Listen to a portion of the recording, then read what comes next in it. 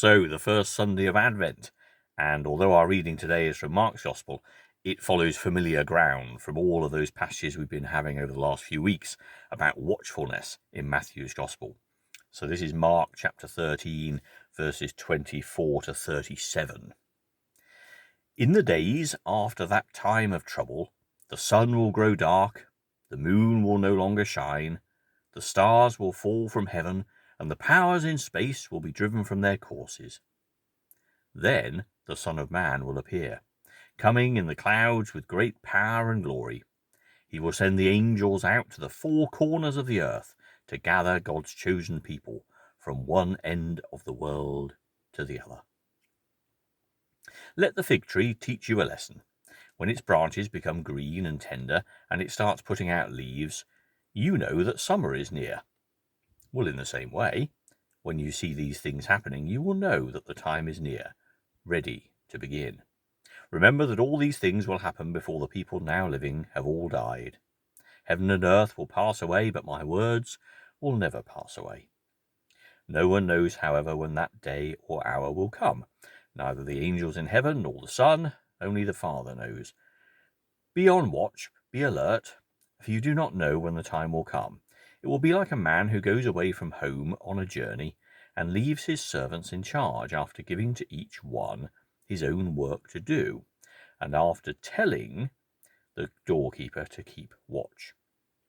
Be on guard then, because you do not know when the master of the house is coming. It will be in the evening, or at midnight, or before dawn, or at sunrise. If he comes suddenly, you must not find you asleep. What I say to you then, I say to all, watch.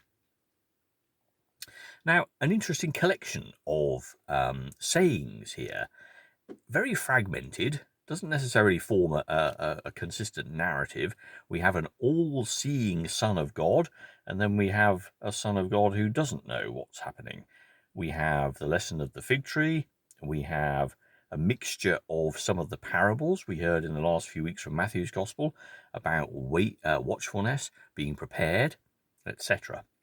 So a kind of a mixed bag of things that Mark has put into this chapter just before the whole narrative about the arrest of Jesus. And it kind of seems like a summing up of different material. The language is mixed and different, and it's hard to see how this could be something that Jesus simply said in the way it's recorded here anyway. What is really key, though, is that first verse, verse 24, which is a direct quotation from Isaiah 13, chapter 13, verse 10. There it says, every star and every constellation will stop shining, and the sun will be dark when it rises, and the moon will give no light. Now, why that's really important is because Jesus is quoting Isaiah, and Isaiah is not talking about the end of all things. Isaiah is talking specifically about the end of foreign rule and the oppression of God's chosen people, and the end of the time when false prophets and false religion would reign, and that the people of Israel would return to be exactly that, custodians of the one truth and people who live in a close and intimate relationship with God. So even in those Old Testament ways, that was limited to a nation, and by which I don't mean a set of people who are born in a particular place, but those who are God's chosen people. So there's a consistency here, but it limits it back to a political reign, a time of national and spiritual renewal, etc. So when we talk about the coming of the Son of Man, that's the difference that Jesus' death and resurrection is going to make. That all people everywhere will be able to know God in a new and personal way. Will be able to have that close and unencumbered relationship with God. No longer needing the religious intermediaries or the trappings of organized religion, simply that they will be able to know themselves to be God's treasured sons and daughters. And that's what's really, really important about this lesson. The theme of watchfulness is something that Mark wraps up into just these first these first verses, whereas we've spent the last weeks going through Matthew's Gospel with parable after parable after parable about watchfulness and being prepared. And it's interesting because that's not to make us feel as people who understand God's love in our hearts today as needing to be panicky and kind of, I don't know, always feeling as if we're about to be judged.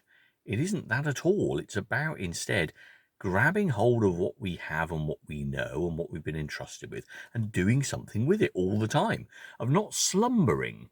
The analogy is not so much of someone who sits, quiet and worried in a room, but someone who's out there doing it all the time, because that's what God has asked us to do.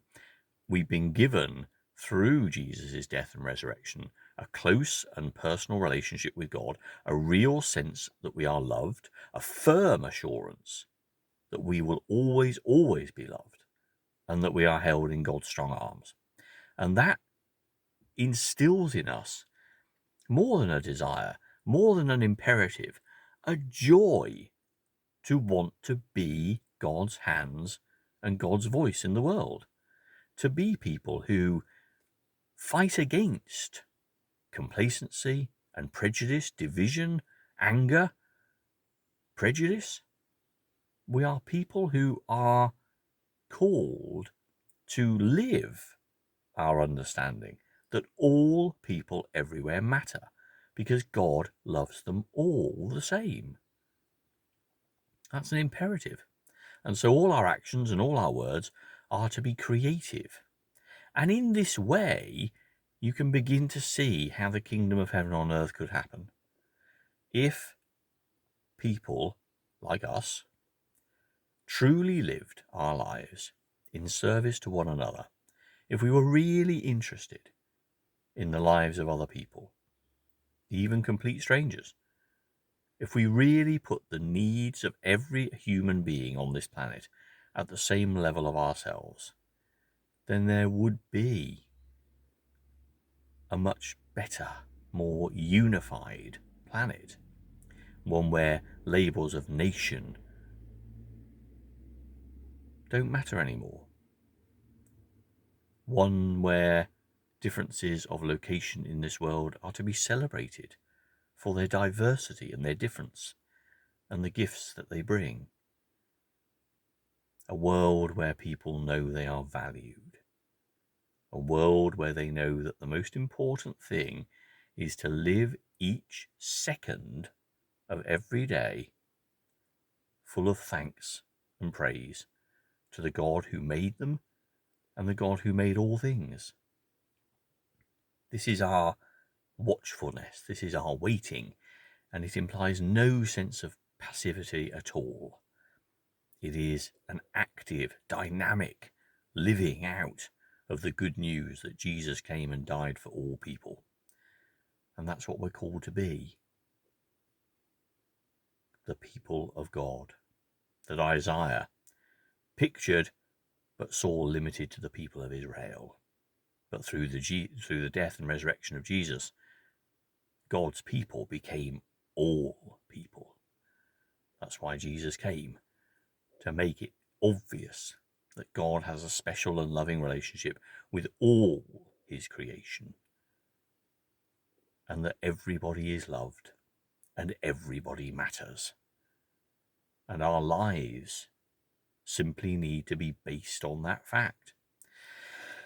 And that's not a philosophical approach to things, because one can be loving and kind and inclusive and have no sense of prejudice by simply being a good ethical person, by being a good moral person, by being a loving person. But if we know God's love in our hearts, then there is a total imperative for us to live that way. That may not be naturally how we were brought up. That may not be our system of values. It may not even be our own view of ourselves. But what God's love does is it breaks into the hearts of even the most cold-hearted, even the most crippled and disadvantaged people, even those who have suffered so much. It comes into their hearts and it says, you matter. You are loved. You are special. You are my own dear daughter or son, and I love you. And that is transformative. And we can do no more than turn to the world with the same eyes of love and the same hands of kindness, and be for them what God has already been for us.